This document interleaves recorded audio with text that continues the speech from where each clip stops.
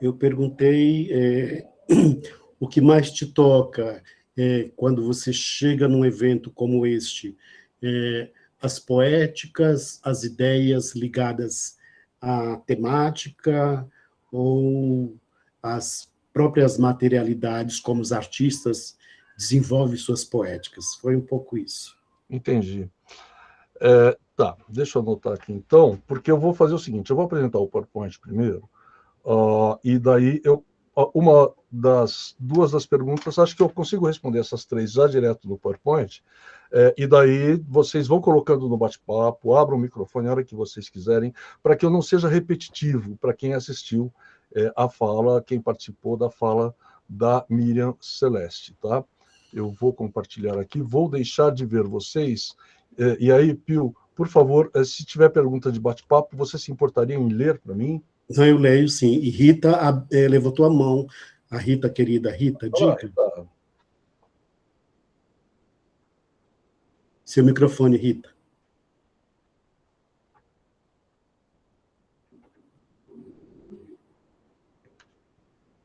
Ai, pronto, desculpa. Cheguei um pouquinho atrasada, vocês me desculpem, mas assim, se ainda for possível fazer pergunta, eu queria saber do Minerini como é que ele percebeu o tema,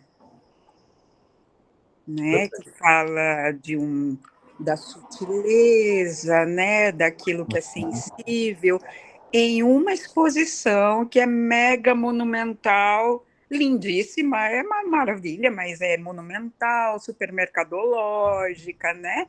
Super ligada também a uma cidade muito turística, uma cidade onde tudo é muito, né, pulsante nessa questão. Então, eu também queria saber, né, como é que você percebeu isso. Obrigada. Perfeito. Obrigado a você pela pergunta.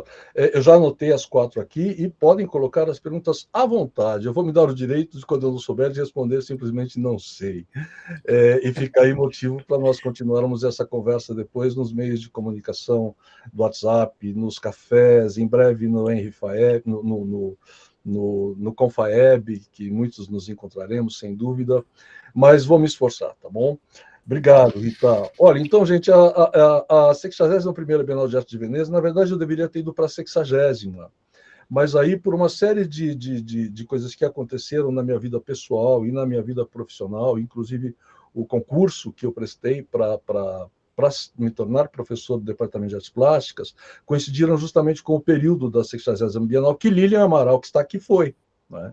Então, Lilian, fique à vontade se você quiser comentar também. Né? Que foi a Bienal do Adriano Pedrosa, curada por um brasileiro, que vem se destacando muito, e era um motivo que eu queria ver, né, a Bienal de Veneza. Eu sou um péssimo viajante, já falo mais sobre isso, e adoro ficar aqui onde eu estou, né, e lendo, escrevendo, preparando aula, saindo para dar aula e vivendo a vida cultural como um flaner que sou, eu e Pio, eu sei que também é um flaner, vivendo intensamente a cidade onde moro, né?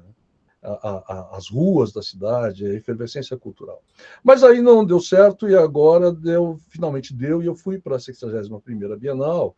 E aí, Rita, em Minor Keys, né, quando eu soube do tema, veja, a gente vive um período da arte onde se grita muito, né? E nós temos que gritar muito para sermos ouvidos perante as ondas conservadoras, as ondas de ataque, não só no Brasil, mas as ondas de ataque à arte e à cultura, que, novamente, ser artista, inclusive no Brasil, voltou a ser sinônimo para muita gente, de inimigo público.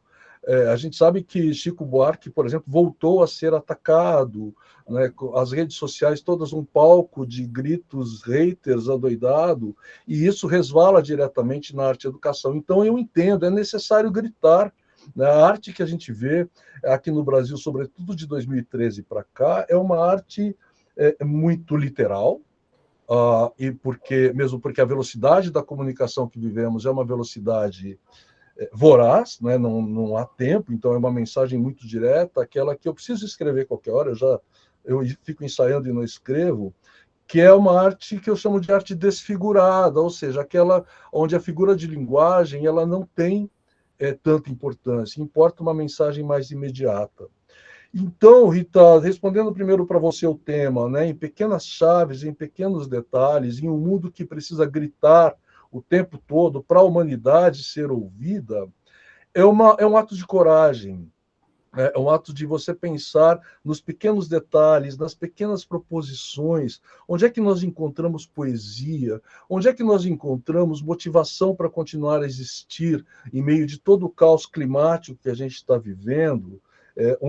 Certamente a performance de maior destaque dessa Bienal é um clamor, um berro desesperado perante o problema da água e do aquecimento global, que vou ter que falar disso mais um pouco aqui. Então foi um ato de coragem, e Rita, que a meu ver não funcionou muito, tá? Por alguns motivos. Primeiro que a curadora morreu, né? Teve a infelicidade da curadora morrer no meio do processo. Para quem nunca esteve em Veneza, eu fiz um print aqui só para entender um pouco como é que funciona, né? Normalmente se chega em Veneza ou pelo aeroporto, aqui, né, estou falando nós, turistas, né? Ou então, que vejam que fica bem distante aqui, e aí, ou então se chega de trem ou de ônibus até essa parte aqui, essa parte aqui, que é o máximo onde chegam carros e trens na parte histórica e a parte central de Veneza. A partir daqui, carro é proibido de circular. Tá? Então, aqui tem a estação de trem, tem aqui a estação de ônibus, e você chega por aqui. Então, o que acontece? Se vocês olharem, aqui tem o Grande Canal de Veneza, né? Aqui até tem gôndola, né? A imagem famosa de gôndola, aqui o maior cartão postal da cidade, mas as gôndolas mesmo estão nos pequenos canais que cortam toda a cidade. A Bienal de Veneza, ela acontece nessa região aqui em dois espaços, os Jardins e o Arsenal. Nos Jardins está o pavilhão central. O pavilhão central é o único que teve a curadoria mais presente, feita pela curadora, que deu tempo dela fazer. Então, ali tem toda a concepção de falar baixo, sussurrado, de alguém até no grupo da OPAI falou sobre uma relação com a música, né, em algo nesse sentido. Então, no pavilhão central, isso está muito presente porque foi feito por ela, ou tem mais presente o dedo dela. E ela faleceu e o projeto já existia, então uma equipe curatorial assumiu. Aqui nos jardins, ao redor do pavilhão central, tem as representações nacionais e que também estão no outro espaço. Tudo isso dá para fazer a pé, tá, gente? É possível caminhar por tudo isso aqui, da Piazza da Piazza São Marco até o Arsenal e Jardim, é uma caminhada muito rápida, sei lá, 20 minutos, meia hora, alguma coisa assim, como se fosse cruzar a Avenida Paulista, para ter uma noção de espaço. E aqui no Arsenal também tem representações nacionais e outras estão espalhadas por toda essa região de Veneza. Tá? Para vocês terem uma ideia, há muitos anos atrás, o Anish Kapoor, que apresentou aqui em São Paulo aquela escultura de fumaça chamada Ascension, ela foi montada numa igreja que fica aqui, nessa parte da laguna. Né? Isso aqui é uma laguna, Veneza é uma laguna. Então, vejam, as representações nacionais estão espalhadas por todo lugar, o pavilhão central está aqui, e o Arsenal, que é o arsenal, uma área, né, militar, é onde fica a parte curada, propriamente dita, com obras selecionadas pelos artistas. E aí o que acontece? A Bienal de Veneza, gente, ela é a primeira, ela é a pioneira. Os pavilhões nacionais não surgem de imediato, eles surgem num segundo momento. E a Bienal de São Paulo é derivada direto da Bienal de Veneza. Existe hoje uma fundação internacional que se preocupa em estudar as bienais pelo mundo, que é a Bienal Foundation, que esteve participando em 2014, fez uma reunião em São Paulo, no Auditório Ibirapuera, com representantes de bienais de todo o mundo. Só aconteceram duas reuniões, até onde sei, dessa fundação que estuda bienais pelo mundo. E no site, vejam quantas bienais existem pelo mundo hoje. A Bienal de Veneza é a disparadora de todo esse movimento bienais. A Bienal de São Paulo é a segunda, mas veja, hoje existem 293, sendo que 9 estão no Brasil. A gente fala muito no Brasil da Bienal de São Paulo, mas veja, a Bienal de Santos, uma Bienal histórica, que me parece que ela foi interrompida, depois houve uma tentativa de retomada por volta de 2000, 2003 ou algo assim. E a Bienal dos Amazonas, novíssima, que teve uma edição espetacular, e a Trienal Frestas, né, que não é Bienal, mas eu coloquei aqui nessa chave também, a Bienal do Mercosul, talvez a mais falada no Brasil depois da Bienal de São Paulo, e agora a retomada da Bienal de Curitiba, que está acontecendo nesse momento e vai ser a minha próxima pesquisa, a minha próxima visita. Agora em setembro eu vou até lá para visitar essa retomada da Bienal de Curitiba. Então vejam, gente, 293 bienais no mundo, 9 no Brasil, 25 nos Estados Unidos, que é o país que concentra a maior quantidade de bienais ou trienais, é o país que tem mais dentre todas as que existem no mundo, certo? Olha lá, não cabe tudo em um slide só, são muitas. Isso demonstra o interesse pelas bienais que ainda existe, porque as feiras de arte, elas são muito importantes hoje, e eu confesso que eu não tenho a menor paciência para as feiras de arte. Preciso voltar a frequentar as feiras, porque quando as feiras se fortaleceram, começou a se discutir, poxa, mas se as feiras fazem tudo isso em 3 dias, por que a Bienal ainda deve existir? E aí eu respondo, Pio, a segunda pergunta, que é a sua. Porque a liberdade poética que eu vejo nas bienais é muito maior do que as feiras de arte. As feiras de arte têm o claro objetivo mercadológico. Isso não quer dizer que Bienal também não tenha, né? Porque a gente sabe que o que acontece nas bienais, o que se vê nas grandes bienais de arte do mundo, isso vai influenciar, inclusive, o próprio mercado de arte. Artistas que se destacam nas bienais saem de lá com convites para serem representados por galerias de diferentes partes do mundo, o que comprova isso que eu estou dizendo. Mas veja, eu percebo que se as feiras hoje têm palestras, têm curadores, até programas educativos nas feiras de arte, eu entendo que o objetivo delas é, em primeiro lugar, formar o consumidor de arte. Então, quanto mais um colecionador ou uma colecionadora entende de arte e tem contato com curadores, mais consistente será a sua compra e a sua coleção.